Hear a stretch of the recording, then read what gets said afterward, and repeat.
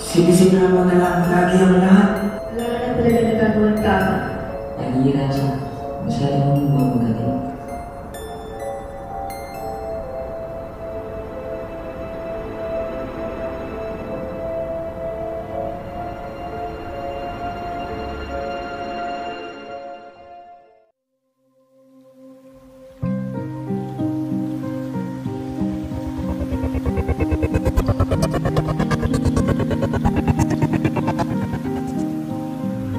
Nalulunod sa pangangamba, puno na ang baga, pasuko ka na.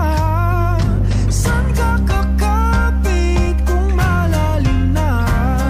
Ang sabi ay atin lang yan. Nalulunod sa pangangamba, di mo alam kung ibang tustos pa. Nagkaubusan na ng pang-medisina. Ang sabi, bahala ka na. Ang pagkakalunod ay nararanasan mo na ba? Sana'y makaahon ka pagkat kailangan kanila. Sa pangangamba, mga barusang di humuhupa. Saan ka kakapit kung malalim na? Ang sabi, mababaw lang yan.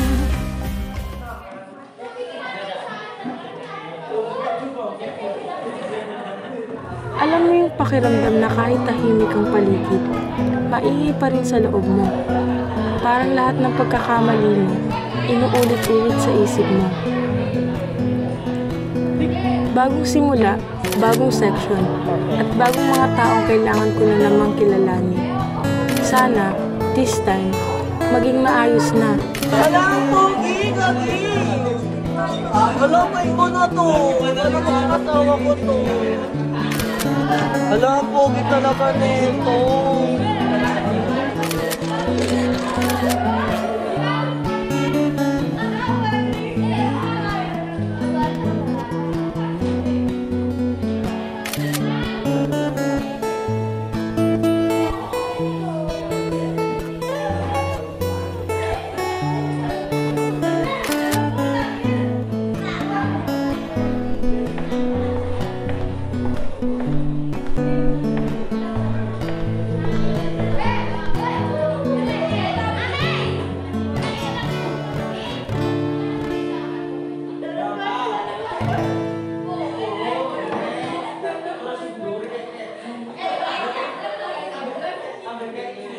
Good morning, class. Please settle down. Today, may transfer pala tayo ngayon. To see, kindly introduce yourself.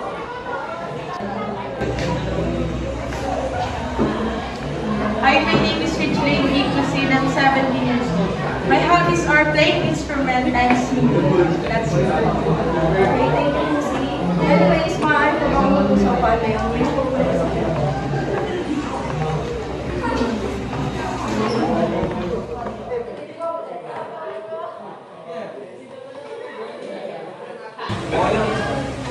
Uy, hi! Huwag kang kabahan na. Mababait naman kami dito eh. Makukulit lang. Yes, lumapit ka lang sa amin ha. Kung kailangan tulog ko na dito. Ay, Sunaro, kamusta? Mabuti dito ako tinapos.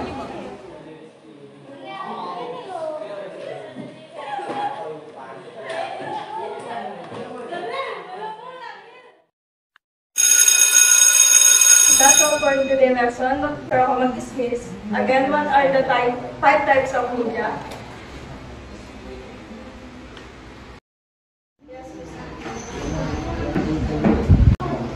So, the five types of media are print media, broadcast media, film and cinema, digital media, and new media. Ang galing naman ng transparency. Bro, panigurado with honors yun. Ang happy ba? Maganda ang aking naging simula. Mukhang maayos naman ang lahat. Nagkaroon ako ng bagong kaibigan na nariyan palagi sa aking tabi. Pero sa isang iglap, pwede rin palang mawala.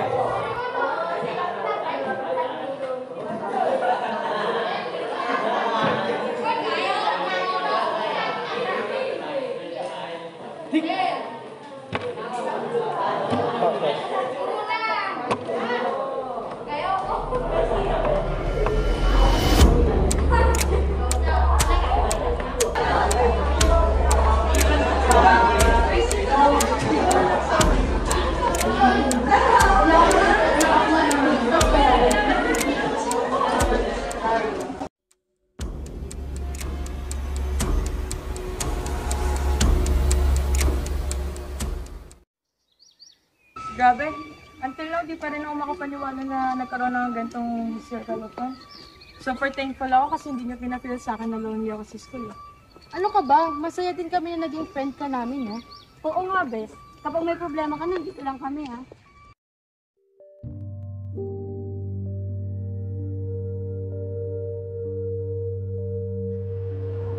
Kaya pasenda lang ng parts ko sa reporting. Ha? Pwede kayo na maghatid. Dami kasi akong ginagawa ngayon. Sige, ako na doon. Ikaw na lang gumawa ng PPT natin. Kaya naman tayo mag-record. Kakasabi nga lang ni Ma'am. Sa Thursday na raw. Pwede iba na lang din mo ba? Hindi talaga kaya ng time ko, eh. Masyado ko na atong pa-importante. Sorry, busy talaga ako ngayong week, eh. Ako yung panggulo.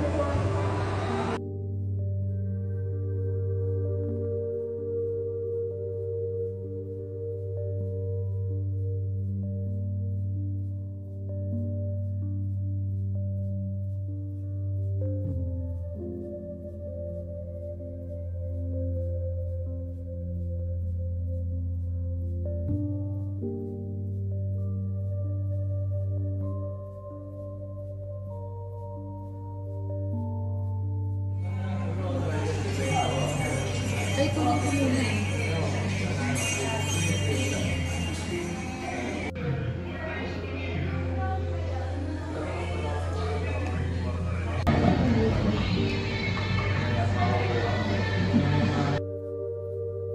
Grabe, no princess. Pero bakit nandito sila yung police?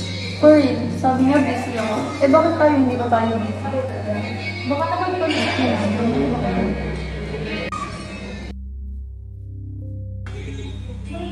O ano to? Sinaya to, di ba? Tignan mo puro sa shirt post. May time mag-shirt post, mag-update sa groupings natin, wala. Ay, nako. Kala niyo nakakatawa. Nakakainis kaya. Tayo stress sa deadline, tapos siya, go lucky lang. Sabihin kaya natin kay ma'am, unfair naman kung same grade tayo lahat, di ba? Shirt post pwede, ang bag sa groupings, ano.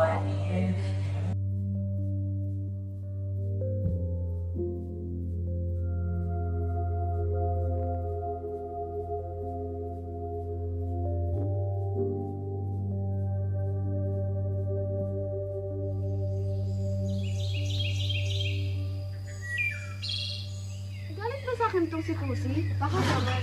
Eh kasi naman, parang nung nakaraang araw pa siya masungit sa akin. Baka naman kasi may kasalanan ka. Baka ba try niya sa grouping? Oo, niya naman. Hindi niya ba magets? Busy nga ako, di ba? Tsaka matalino naman siya. Eh di siya na lang gumawa. Pero ikaw yung leader, di ba? So dapat ikaw yung unang kumilos dyan. Eh alam niyo naman, di ba? I'm the daughter of the school staff. So natural lang na busy ako. Dapat alam niyo na yun. Bakit hindi mo na lang ipaintindi sa kanya? Tama na nga yan, kumain na lang tayo.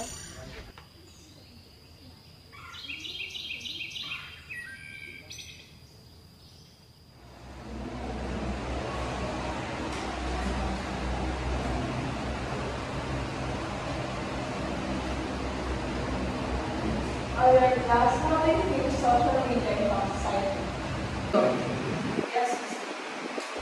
For me po, social media has a positive impact. Like improve our communication, access to information. Wait, hindi ba yan masyadong idealistic? Sa tingin ko po, may mga bad effects din ang social media.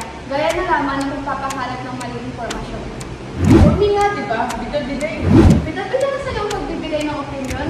My God! Wala naman kasi nagtatanong ng pananamote mo. Respeto rin sinasagot. Respeto rin sa nagbibigay ng opinion. Hindi na ikaw pwede magsalita dito. Can't you see that I'm still talking? Ako yung tinawag ni Ma'am, so dapat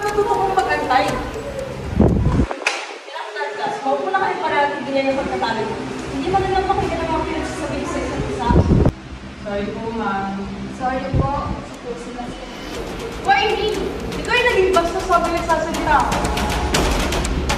I said that's enough. I will discuss this class now. Huwag ka na patutin sa'yo mga misadis talaga, okay? Yes, ma'am. So, ayun na nga. Di ba pag natin na nga lang ang alam, wala pang ambag sa groupings? Busy nga kasi kuno eh. Hindi lang naman doon. Masyado rin kasi siyang bida-bida. Hindi naman porket may mataas na posisyon ng parents niya, eh gano'n na siya umasta. Hayaan nyo na lang. Alam nyo, lalaki lang to eh. Eh ano kung lumaki? Eh siya naman talaga ang problema rito. Ang yabang-yabang masyado, crop naman parents niya. Sa katamaran niya, feeling ko nga bayad na ginawa niyan eh. Kaya ganyan umasta. True. Itigil nyo na nga yan. Totoo naman ah. Balita ko nga kabit ni Govnanan yan eh. Saang chismis mo naman nasagap yan. Narinig ko lang sa iba nating CM. Hindi totoo yan. Huwag ka na lang magpaniwala. Parang totoo naman talaga eh. Lagi nga magkasama si Gov. Parang kating-kati sa siya ng lahat. Kaya nga ang arte-arte sa room eh. Gabing yun, akala ko makakatulong ako. Pero ako pala ang magiging dahilan para masira ang lahat. Pinasa ko sa kaibigan ko ang screenshot pero hindi ko akalaing kakalat ito.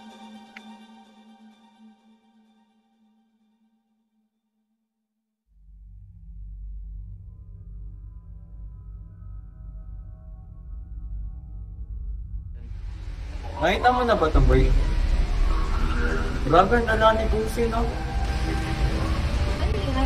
Mga pinagsasabi ni Pusi kay Naya. Grabe, ako na lang pala magaling. Kaya nga eh, ang dala. Mas na po. Oo nga, hindi na nakuya.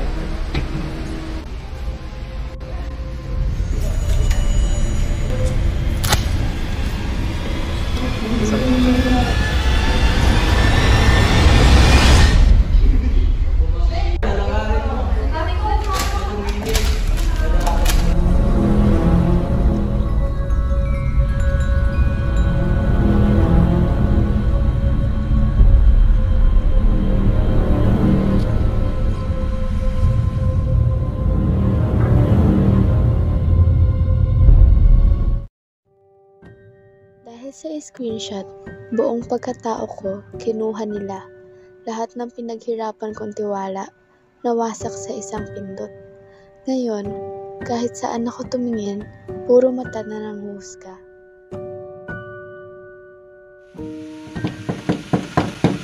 Anak, labas ka na dyan. Kausapin mo kami.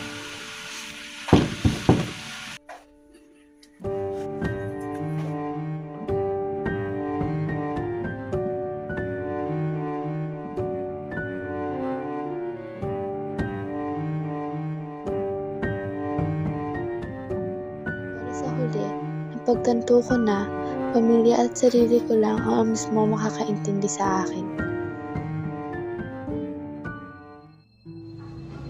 Paupo muna kayong lahat.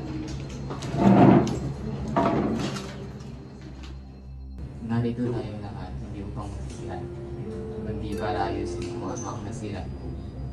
Ayun, handa ka na bang salita? Opo. Gusto ko lang malaman kung bakit niyo ginawa sa akin yun. Wala naman akong ginagawang masama sa inyo ah. Bakit kailangan niyo akong ipahiya at siraan?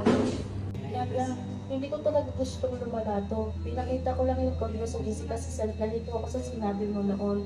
Ay, hindi ko talaga gustong pumalat yun. Ivy? Ikaw pala yun? Ikaw yung nagpadala ng screenshot I was just trying to fix things. Akala ko matutulungan ko siya. Bakit hindi mo na lang ako kinausap?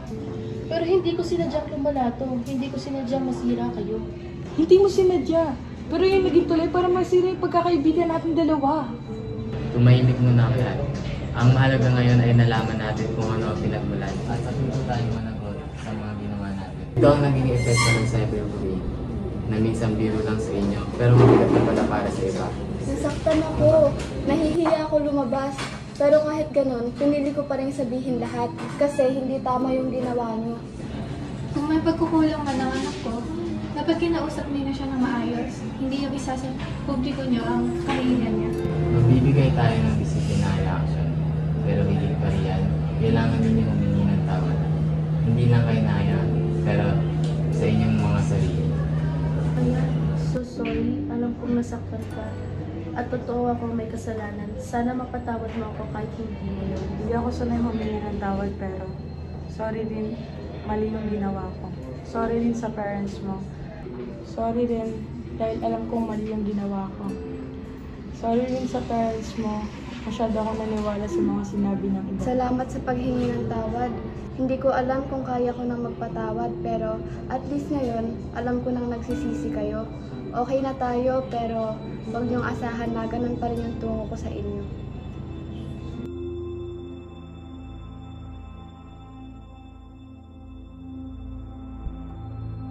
Akala ko mabuti akong kaibigan, pero sa kagustuhang ayusin ang gulo, ako pala ang nagiging sanhi ng pagkasira nito.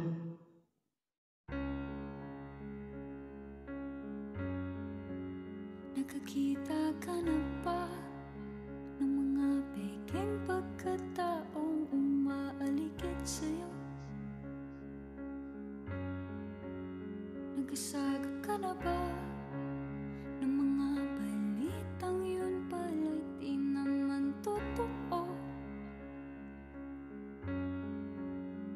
Pindot doon, pindot dito, komento agad, di naman alam buong kwento mo. Ganito na pa ang sistema. Kaibigan pa ba ang mundong tinatamasa? Dapat ang henerasyon natin nakatuon sa realidad, pa din di nakadepende sa basta sabi-sabi ng iba. Lahat ng bagay gamitin sa buti, pero huwag masyadong mawili. Halaga ng buhay huwag paliwalain, para ang mundong ito'y di ka kokontrolin. Kokontrolin, huwag mo hayaan kang kontrolin. Huwag mo hayaan. Oh, ba't kayo nandito? Okay ka lang ba? Sa totoo lang, hindi pa talaga eh.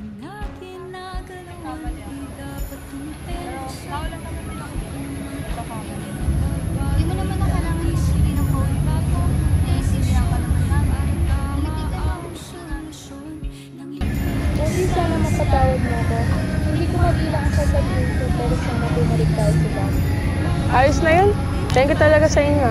I'm not making any promises sa ngayon, pero I'll try my best na magbago. To be more responsible and extra careful with my words and actions.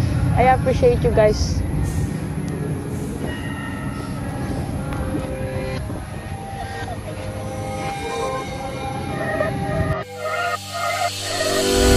Basta na nayin, umaalong ang mga haka-haka.